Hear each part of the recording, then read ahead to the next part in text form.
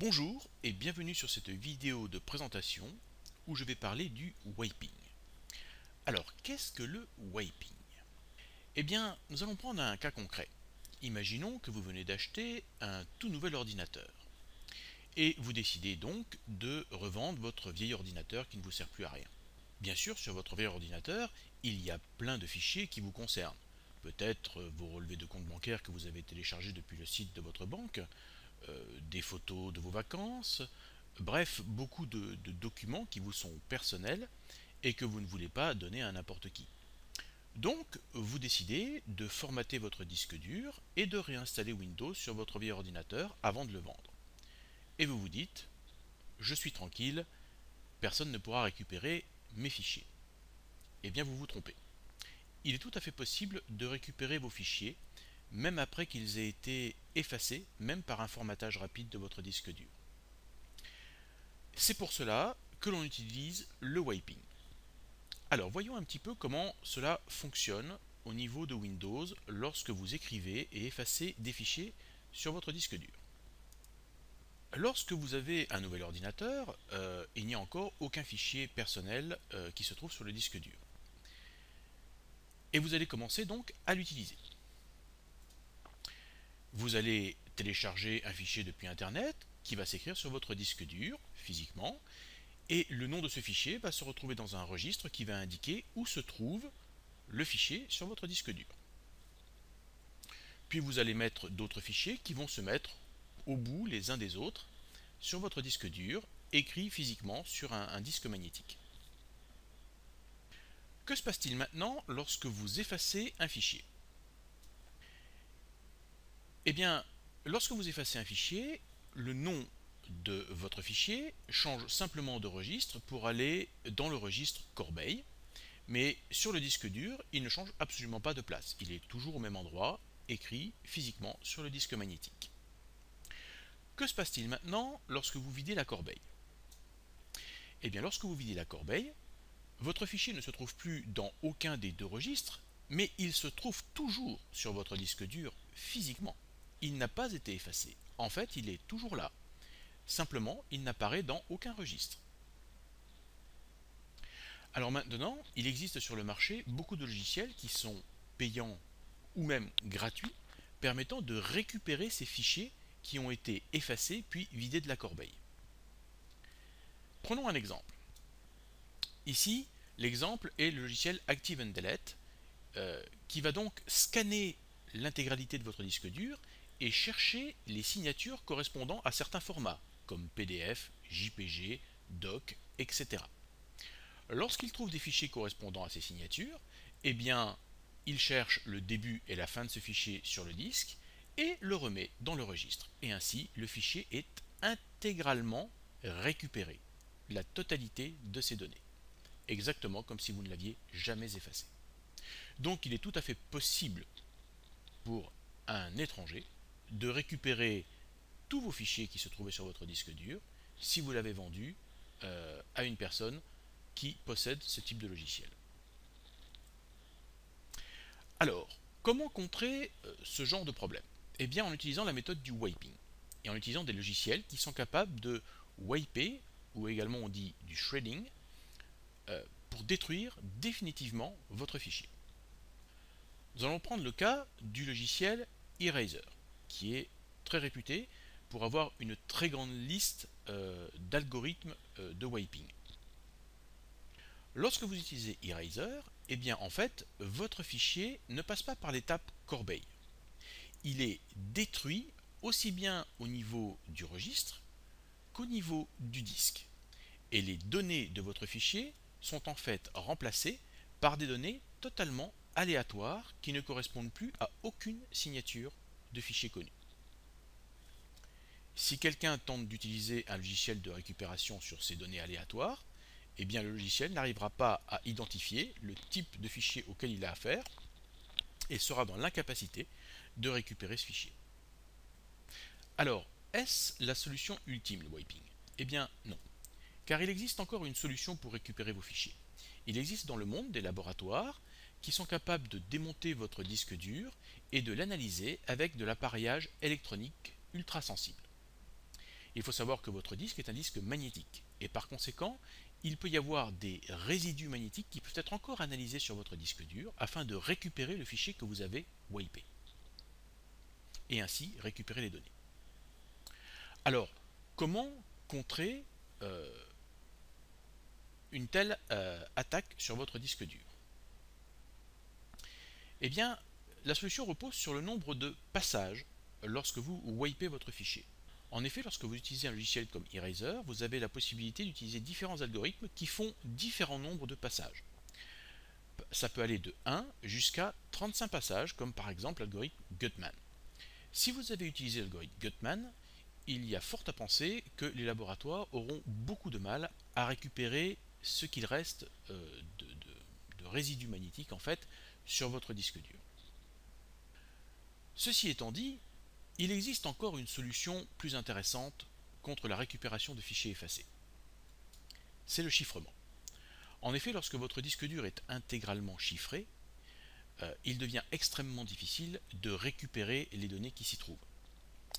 Il existe énormément de possibilités pour chiffrer un disque dur dans son intégralité, comme par exemple BitLocker de Microsoft, ou encore le logiciel TrueCrypt, ou tous ces clones qui existent, comme par exemple GoScript, ou également des logiciels propriétaires payants comme DriveCrypt, qui sont également capables donc d'encrypter, de chiffrer l'intégralité de votre disque dur. Et à ce moment-là, le wiping devient quasiment inutile. Bien sûr, le wiping devient utile à condition que la personne qui veut tenter de récupérer vos fichiers ne connaisse pas le mot de passe permettant de décrypter l'intégralité de votre disque dur. Dans quel cas, il est clair que là, ça ne sert plus à grand chose. Maintenant, est-ce la solution ultime? Non, il existe encore une solution encore plus ultime. Le destructeur de disque dur. Il existe effectivement des machines dans lesquelles vous passez votre disque dur dans une broyeuse qui va transformer votre disque dur en confetti. Et là, effectivement, cela devient extrêmement difficile de récupérer les données. Mais bien sûr, c'est plutôt très onéreux, donc je ne pense pas qu'un particulier ait les moyens de s'offrir ce genre de machine. Mais il faut savoir que ça existe pour les entreprises.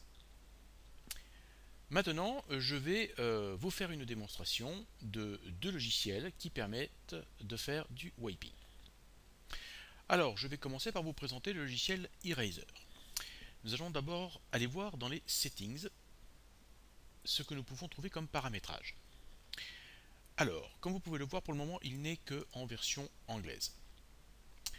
Ici, nous voyons qu'il y a différentes méthodes de wiping disponibles en fonction du fait que vous voulez effacer un fichier ou que vous voulez effacer l'intégralité d'un disque dur. Dans le cas du fichier, vous voyez qu'il nous propose ici par défaut l'algorithme DOD, qui est un algorithme des États-Unis, avec 3 passes. Mais pour ce qui est d'effacer un disque dur, il nous propose un algorithme pseudo-random avec une seule passe.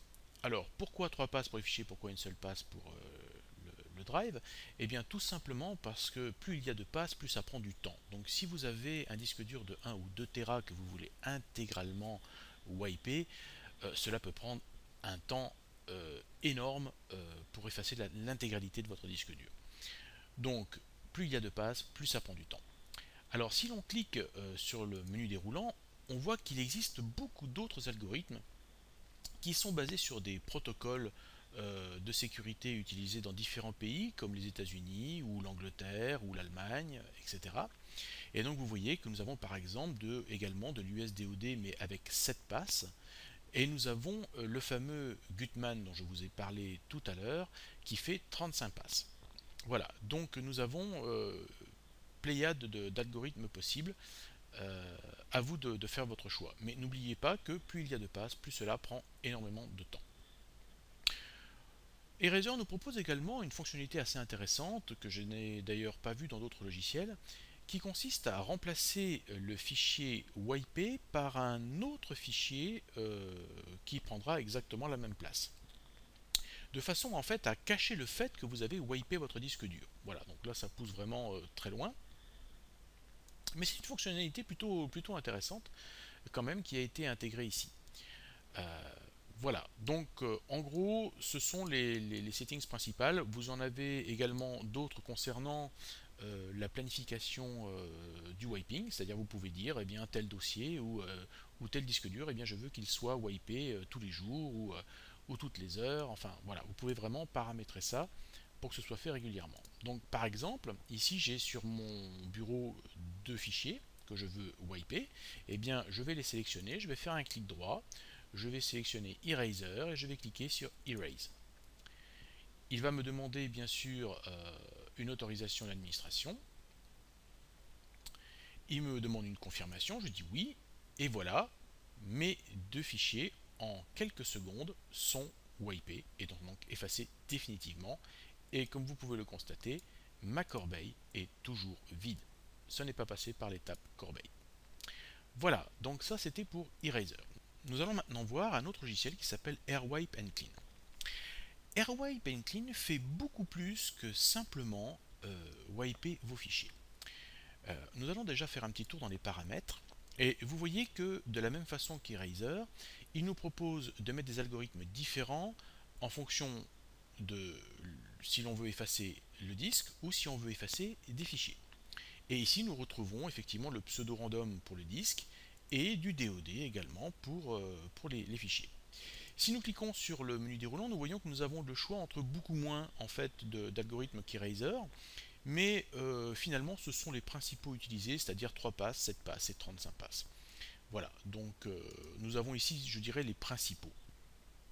Vous avez également, comme pour Eraser, la possibilité de faire de la planification de wiping. Mais ce qui est particulièrement intéressant avec AirWipe and Clean, c'est qu'il va également effacer toute trace de vos activités sur votre ordinateur. En effet, il y a une différence entre les fichiers que vous allez créer vous-même ou télécharger depuis Internet, comme par exemple un relevé de compte, ou comme par exemple une lettre que vous allez écrire avec un traitement de texte, et des fichiers qui sont créés par le système lui-même, c'est-à-dire quand vous surfez sur Internet, des cookies qui vont se mettre sur votre ordinateur, des tas d'historiques également qui vont se mettre dans les logiciels que vous allez utiliser, comme par exemple les logiciels qui permettent de lire les vidéos vont garder un historique de toutes les vidéos que vous avez lues. Tous ces fichiers-là, vous ne les avez pas explicitement créés sur votre disque, mais ils se créent et s'accumulent sur votre disque et laissent des traces sur tout ce que vous avez pu faire sur votre ordinateur. Donc AirWipe and Clean va donc permettre d'effacer également toutes ces traces. Alors nous avons la possibilité, comme pour Eraser ici, de faire une liste des fichiers que l'on veut wiper. On a même la possibilité d'ajouter des clés de registre. Alors attention, ça c'est uniquement pour les utilisateurs avancés, mais si vous savez comment fonctionne le registre de Windows, vous pouvez également wiper certaines écritures du registre. Mais si par exemple ici sur mon ordinateur j'ai Firefox qui est installé, eh bien si je veux que le logiciel efface toute trace de ce que j'ai fait avec Firefox, j'ai juste à cocher cette case, puis je vais cliquer sur Start Now et il va commencer à effacer toutes les données qui ont été générées par Firefox, de tout ce que j'ai fait avec Firefox. Voilà, et c'est intégralement wipé avec les algorithmes. Donc c'est extrêmement puissant et c'est un logiciel vraiment très très complet pour vraiment effacer toute trace d'activité sur votre ordinateur. Voilà, j'espère que vous avez aimé cette vidéo de présentation et je vous dis à bientôt pour d'autres vidéos.